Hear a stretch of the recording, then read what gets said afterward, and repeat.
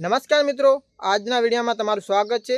આપણે કરવા જઈ રહ્યા છે કે આગામી સમયમાં કેટલો અને ક્યારે વરસાદ આવશે।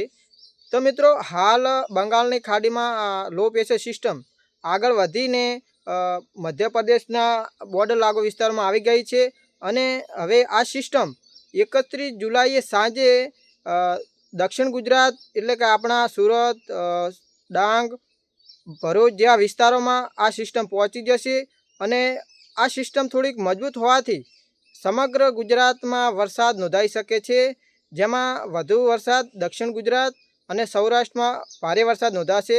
તે સહિત દક્ષિણ ગુજરાત અને ઉત્તર ગુજરાતમાં પણ સારો વરસાદ એવો નોંધાઈ શકે છે, જેથી દરેક ખેડૂતોને ખાસ નોંધ લેવી અને તેમને સિંચાઈ અમુક ભાગોમાં વરસાદ ઓછો પડ્યો છે, જેથી તેમને ચિંતા કરવાની કોઈ જરૂર નથી, કેમ કે હવે વરસાદ 2 દિવસ બાદ જ ધમાકેદાર એન્ટ્રી કરશે અને સમગ્ર ગુજરાતમાં સારો વરસાદ એવો નોંધાઈ શકે છે।